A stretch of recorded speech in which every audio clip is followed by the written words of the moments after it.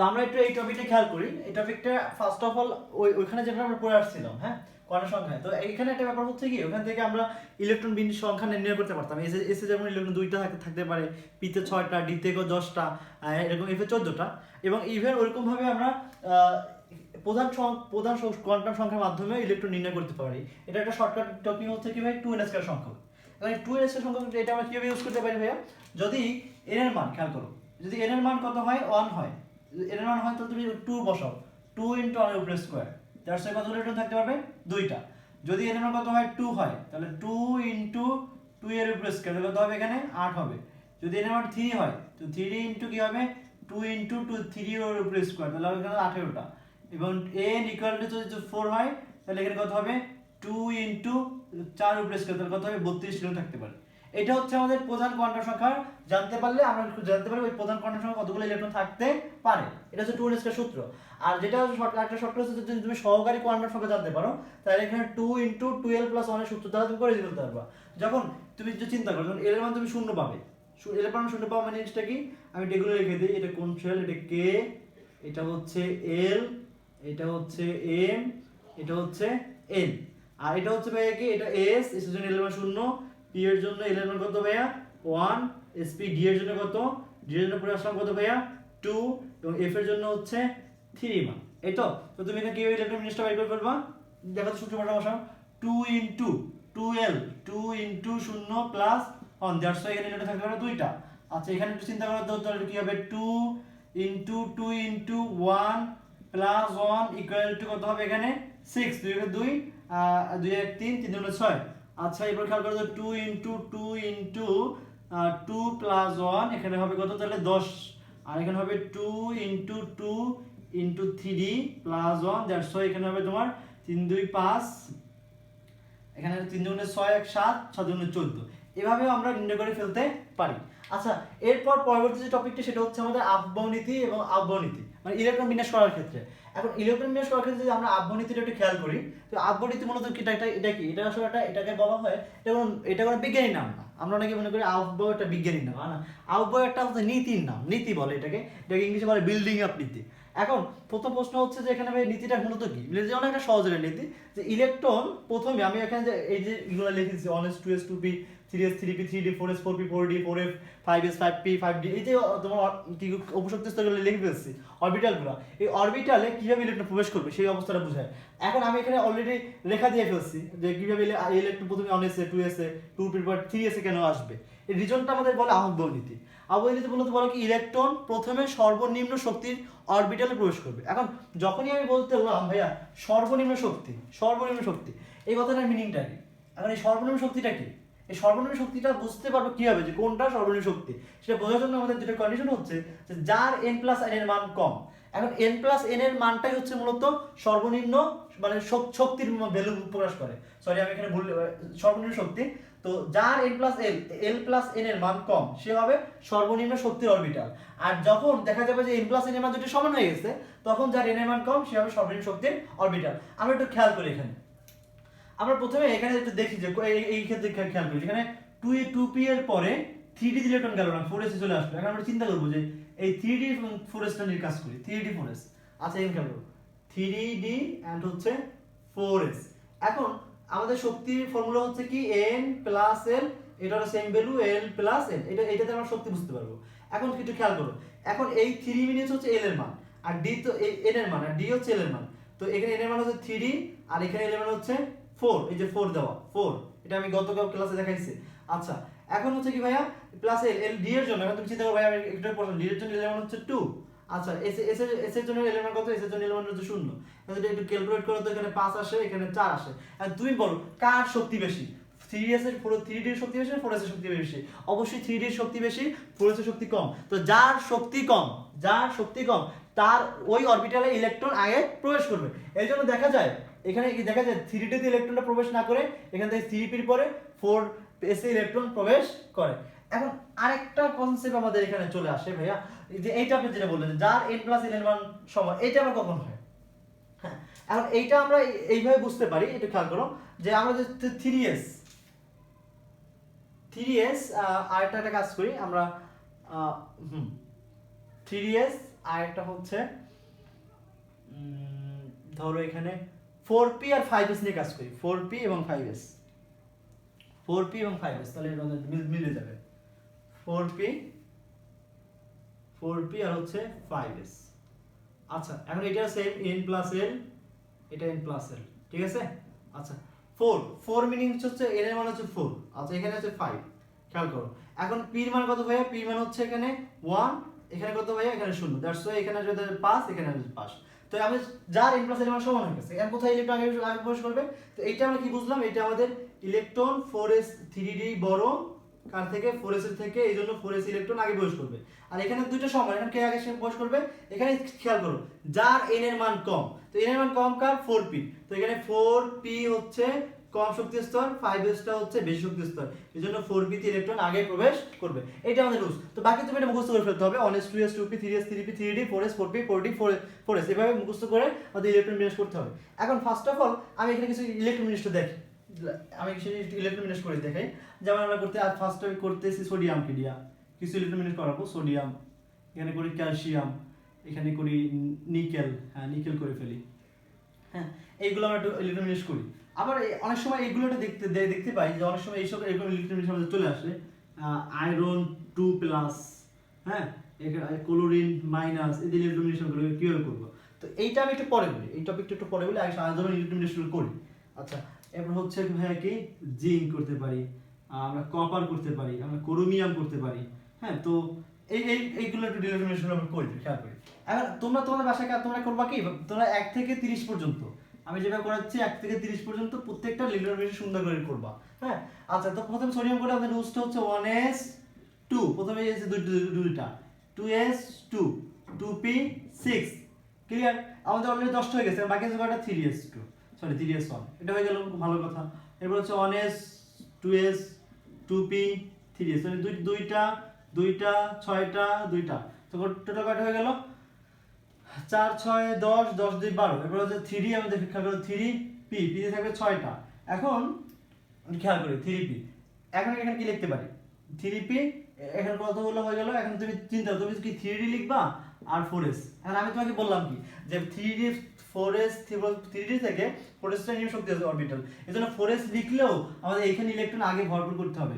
তো এখানে ইলেকট্রন দেবে কয়টা? কারণ ওর ইলেকট্রন ওর হচ্ছে 11টা, ওর হচ্ছে 20টা, তো 20টা হওয়ার জন্য এখানে আগে তুমি 2টা দিবে, এরপর বাকি যদি থাকে তখন এটা আসবে। তো এখানে বাকি থাকে না, তো এটা আমরা লিখলাম না, তো এটা ইলেকট্রন বিন্যাস সেরকম হবে, ক্লিয়ার।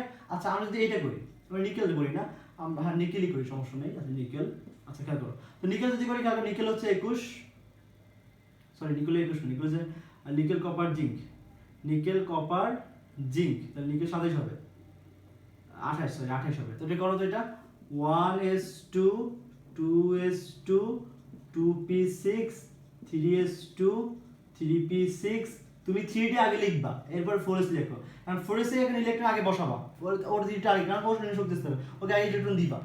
এখন খেয়াল করো, এখন ওর তো 28, এখন ওর তো 28, এখন 28 হওয়ার জন্য অলরেডি কয়টা হয়েছে? এখানে কত একটু খেয়াল করো তো, এখানে অলরেডি কয়টা হয়ে গেছে? এখানে আমাদের কয়টা হয়েছে? 10 10 2 12 12 6 18 2 20, বাকি আছে কয়টা? 8টা, 8টা এখানে আসবে, ক্লিয়ার। আচ্ছা এভাবে সেম জিনিস তুমি জিঙ্ক করো, 1s2 2s2 2p6 3s2 3p6 3d 4s, but 3d লিখবা, বাট 4s ইলেকট্রন আগে প্রবেশ করবে আমাদের আউটবাউন্ড নীতি অনুসারে। তো 4s ইলেকট্রন তুমি আগে দুইটা বসাও, এরপর হচ্ছে এখানে আমাদের এখানে কত হবে? তাহলে এখানে 10 হবে এটা। বাট আমরা দুইটা এক্সেপশন দেখব, ব্যতিক্রম দেখব। এই দুইটা হচ্ছে আমাদের কপার ক্রোমিয়াম, এটা একটা আলাদা কলম কালি দিয়ে আমরা লিখতেছি, এটা হচ্ছে কপার, এটা সরি ক্রোমিয়ামটা আমি আগে লিখি, ক্রোমিয়াম, আর এটা হচ্ছে কপার। আর খেয়াল করো ক্রোমিয়াম হওয়ার কথা কি ভাইয়া? 1s2 2s2 2p6 3s2 3p6 3d লিখবা, 4s ইলেকট্রন আগে দিবা। রুলস অনুযায়ী কি বলে? আব্বনীতি বলে যে আগে এখানে দুইটা দিবা, এরপর এখানে বাকি থাকে কয়টা? 9টা, এই তো কথা। আচ্ছা আর কপারটা একটু করি, তাহলে কি হবে? 1s2 2s2 2p6 3s2 3p6 3d আগে লিখবা, 4s ইলেকট্রন দুইটা দাও, এখানে থাকে কয়টা? তাহলে এখানে থাকে, তাহলে সরি আমি ভুল লিখছি, এখানে থেকে তাহলে 4টা, আর এখানে হচ্ছে তোমার থাকে 9টা। তাহলে এখন এটা হয়েছে, কিন্তু ভাইয়া অনেকে এটা এই কথাটা বলবে এটা হয়ে গেছে, কারণ আবনীতিক অনুযায়ী ওদের হয়েছে, কিন্তু আমি বলবো এটা হয়নি, এই দুইটা আমাদের হয়নি। কেন হয়নি? এই দুইটা হচ্ছে আমাদের এক্সেপশনাল, বা বলতে পারি ব্যতিক্রম। এখন ব্যতিক্রম কথাটা কেন আমি বললাম, তুমি সবসময় একটা জিনিস চিন্তা করবা, জানার চেষ্টা করবা, যখনই তুমি D4 অথবা D9 এই অবস্থাটা পাবা যে কোনো ইলেকট্রোমিনাসের ক্ষেত্রে, D4 আর D9 এই থেকে হাজারো গুণে স্থিতিশীল বা শক্তিধর অরবিটাল হচ্ছে D5 আর D10। মানে অবস্থা হচ্ছে এরকম যে D4 যখনই আসবে ওই সময় সে চেষ্টা করবে সে D5 এ চলে যেতে, D9 যখনই আসবে তখনই সে চেষ্টা করবে D10, যে কোনো রুলস সে ভাঙতে রাজি আছে। এজন্য এখানে এই ক্ষেত্রে কপার এবং ক্রোমিয়াম আউটবাউন্ড নীতি মেনে চলে না। কেন? কারণ আমরা এখানে এটা হচ্ছে স্থিতিশীল, কি থেকে স্থিতিশীল, D4 আর D9 থেকে D5 এবং D10 অধিক স্থিতিশীল বলে। এই যে এখানে D4 হয়েছে না, এই 4টা হবে না, এখানে আগে হবে এখানে 5, এখানে হবে 5, দ্যাটস ওয়াই এবার একটা ইলেকট্রন থাকে, এখানে একটা ইলেকট্রন আসবে। সেম এখানে 9 হবে না, কত হবে এখানে 10 হবে। এছাড়া সব ঠিক আছে, বাট এই দুটো জিনিস আমাদের ব্যতিক্রম। তো এখানে যখন 10 দিয়ে দিবা তখন এখানে একটা ইলেকট্রন কম হবে, তাহলে রাখা হবে। তো এই দুটো যে এক্সেপশনাল ব্যতিক্রম, এখন আমাদের এই দুটো হয়ে গেছে, এই দুটো হয়ে গেছে। ক্লিয়ার? আচ্ছা, এখন আমরা এটা বুঝতেই পারলাম, আবহাওয়া মোটামুটি ভাবে বুঝতে পারলাম, আমি এটা মুখস্থ করে ফেলবো। এখন আমি কিছু এক্সেপশনাল দেখাই যে যেগুলো এক্সেপশনাল আমাদের আসে পরীক্ষায়, যেগুলো ইলেকট্রোমিনাসটা আসে, সেটা হচ্ছে কি, মুছে দিলাম, সেটা হচ্ছে ভাইয়া খেয়াল করুন, যেমন এখানে আসে ধরো আয়রন 2+ ইলেকট্রোমিনাস করতে বলছে, আর আবার আসে ভাইয়া সোডিয়াম প্লাস, অথবা আসে তোমার ক্লোরিন মাইনাস, অথবা আসে কি বলে, এরকম আসতেই পারে। এখন মূলত হচ্ছে কি ভাই, আমাদের এইটা মিনিংটা কি, যে Fe2+, sodium plus, chlorine minus, এটা মিনিংটা কি, এর মিনিংটা আমরা সামনে পড়বো, বাট আমি একটু এখানে বুঝাই। ধরো সোডিয়াম প্লাস নিল, সোডিয়াম প্লাসে 11টা ইলেকট্রন থাকে। তো 11টা ইলেকট্রন যখন সে একটা ইলেকট্রন ছেড়ে দেয়, একটা ইলেকট্রন ছেড়ে দিবে, ত্যাগ করে দিবে, সে অনেক ভালো মানুষ, সে চাচ্ছে ইলেকট্রন ছেড়ে দিতে, একটা রিজনও আছে, এই রিজনটা আমরা সামনে ওদের বলবো। তো এখন ইলেকট্রন ছেড়ে দিলে যখন তাকে ইলেকট্রন বাড়বে না কমবে, সবাই বুঝবে ভাইয়া তাতে 11টা ইলেকট্রন ছেড়েছে, একটা ইলেকট্রন 11টা ইলেকট্রন ছিল, একটা ইলেকট্রন ছেড়ে দিছে, তাহলে অবশ্যই তার ইলেকট্রন এখানে কয়টা আছে, এখানে তার ইলেকট্রন আছে সোডিয়ামের 10টা ইলেকট্রন আছে, এই কথা সবাই বলবে। তো 10টা ইলেকট্রন আছে, আর ইলেকট্রন গেল কোথায়? এই জন্য এখন সে যে ছেড়ে দিছে এটা প্রুফ লাগে না, মানে প্রমাণ দরকার না, এই জন্য আমরা করি কি, তার মাথার উপরে প্লাস চিহ্ন দিয়ে দিই, যেহেতু সে একটা ছাড়ছে এই জন্য একটা প্লাস চিহ্ন দিলাম, মানে শুধু অন প্লাস, অন তো আমাদের দেওয়ার প্রয়োজন নেই। কিন্তু যদি আমি এটা আয়রন হিসেবটা করি, আয়রন চিন্তা করি, আয়রন করছে কি, আয়রন তো 26, আয়রন করছে কি, এখানে 2টা ইলেকট্রন সে ছেড়ে দিছে, 2টা ইলেকট্রন ছেড়ে দিলে তার শুধু সে তাকে প্রুভ করার জন্য সে তো 2টা ছাড়ছে, কারণ এই আয়রন এর যদি পার্থক্য আছে, এই আয়রন ইলেকট্রন সংখ্যা 26টা, আর এর হচ্ছে 2টা ছাড়াই দিছে, 2টা কম, মানে 2টা কম হলে কত হবে ভাইয়া, 24টা, তো 24টা হলে এখন 2+ দিবা তুমি। এখন এইটা কেন, এটা কেন, এটা ভাই অ্যানায়ন ক্যাটায়নের একটা ব্যাপার, এটা আমরা পরের অধ্যায়ে বলবো, অথবা তারা অষ্টক পূর্ণ করতে চায় সোডিয়াম বা আয়রন, এদের মতো অষ্টক পূর্ণ করার জন্য এরা ইলেকট্রন কেউ ত্যাগ করে। যেমন এখানে আমি আরেকটা ব্যাপার বলি, ক্লোরিন মূলত ইলেকট্রন হচ্ছে তোমার শব্দটা, সে একটা ইলেকট্রন এখান থেকে গ্রহণ করে সে ক্লোরিন Cl- হয়। এখন যারা ত্যাগ করে তারা মাইনাসে অবস্থান করে, যারা প্লাস হয়, আর প্লাস হয়ে তাদের ইলেকট্রন কমে যায়, আর যারা আমাদের গ্রহণ করে তারা যারা মাইনাস হয় তার মাইনাস হবে, একটা ইলেকট্রন বেড়ে যায়। এখন মানে স্বাভাবিক কনসেপ্ট হচ্ছে যারা দাতা অলওয়েজ ধনাত্মক, মনে রাখবে দাতা অলওয়েজ ধনাত্মক, আর যারা গ্রহিতা অলওয়েজ ঋণাত্মক, মানে যাদের দান করে তার তো কমে যাচ্ছে, এই জন্য ইলেকট্রন এখানে কটা আসবে, এখানে 10টা ইলেকট্রন আসবে, আয়রন এখানে ইলেকট্রন আসবে 24টা, বাট ক্লোরিন ইলেকট্রন গ্রহণ করতেছে, যদি গ্রহণ করে তাহলে এখানে ইলেকট্রন আসবে 18টা। এখন তুমি আয়রন 2+, এখানে ইলেকট্রন সংখ্যা কয়টা, 26টা কিনা, অবশ্যই 26টা না, তুমি দুটো দিয়ে দিছো, 26টা কই রইছে, এখানে তো 24টা, তো তুমি এখানে 24টা ইলেকট্রন নিয়ে করবা। তো এই খুব সহজ, কিভাবে করবা, 1s2 2s2 2p6 3s2 3p6 3d 4s, নিয়মটা মনে আছে? আগে তুমি 4s ইলেকট্রন দুটো দাও, 4s ইলেকট্রন দুটো দাও, 4s ইলেকট্রন আগে প্রবেশ করবে, এখন এখানে ইলেকট্রন থাকে কয়টা, ও ভাই এখানে একটা ভুল করে ফেলছি আমি, এখন একটু চিন্তা করতে হবে, এখানে আমরা অনুষ্ঠান ভুল করি, যে এখন এই যে ইলেকট্রনটা, মানে এই সে যে 2টি ইলেকট্রন দিল, সে যদি আমি যদি এটা একটু বোঝানোর চেষ্টা করি কেন এরকম হচ্ছে, আয়রন ধরো একটু আমি আয়রন এখানে 2টা দাও, এখানে 8টা, এখানে 8টা, এখানে কয়টা দিবা, এখানে কয়টা দিবা, এখানে দিবা আরো দিতে হবে, এখানে তো 2টা,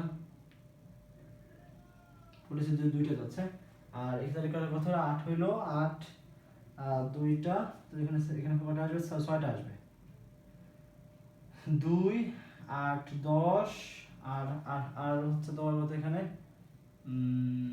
আমি একটু আয়রনটা করে দিই, তো এখানে আয়রনটা করি, তো 26 4s2 3d কত আসবে, 3d এখানে আসবে তাইলে কত 6 আসবে। আচ্ছা, তো আমাদের 3D তে ইলেকট্রন থাকবে, 3D তে মূল বস্তু 2টা, 6 আর 8টা, 8 আর 6, 8 আর 6 কত হয়?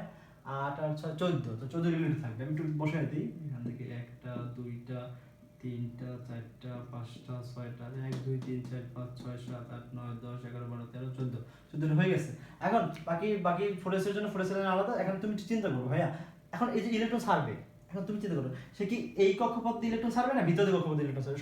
স্বাভাবিক চিন্তা করতে হবে, সে কিন্তু ইলেকট্রনটা বাইরে কক্ষপথ থেকে ছাড়বে, সে কখনোই এখান থেকে ইলেকট্রন ছাড়তে যাবে না। তো সেই যে দুটি ইলেকট্রন ছেড়ে দিল, সে যে দুটি ইলেকট্রন সে বাইরে কক্ষপথ ছেড়ে দিল, মানে এই কক্ষপথটা তো মানে ফোরেস কক্ষপথ, হ্যাঁ, এটা হচ্ছে তোমার কত 3D কক্ষপথ, এটা হচ্ছে তোমার কত কি বলে এটাকে 3B বলে, এটা হচ্ছে 2P কক্ষপথ।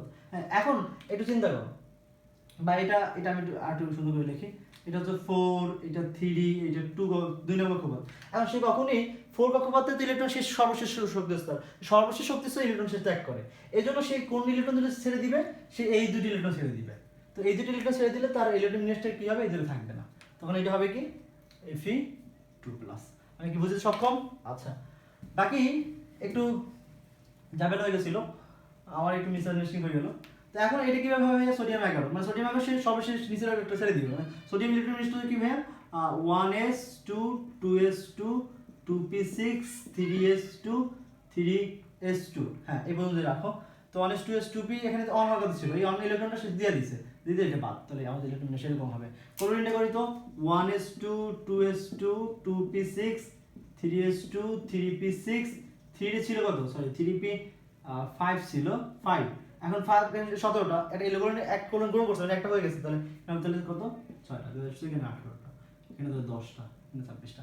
কথা বুঝতে পারছো? আমরা ম্যাক্সিমাম এখানে একটা ভুল করি, মানে আমি যেটা ফার্স্টে বলবো আমার নিজেরই ভুল হয়েছিল, যে মানে ওইখানে আগে ইলেকট্রনটা আমরা এখান থেকে করি না, এখানে স্বাভাবিক ইলেকট্রন বিন্যাসটা স্বাভাবিক থাকবে, কিন্তু শেষের যে কক্ষপথ ইলেকট্রনগুলো আছে আমরা ওগুলোকে ত্যাগ করে দিব। কথা ক্লিয়ার? আচ্ছা, এটা তো আমরা বুঝতেই পারলাম। তো আমরা এরপর পরের টপিকটা চলে যাই। আমি এটা এই ভিডিওটা একটু লং করলাম। পরের টপিকটা হচ্ছে পারমাণবিক ভর।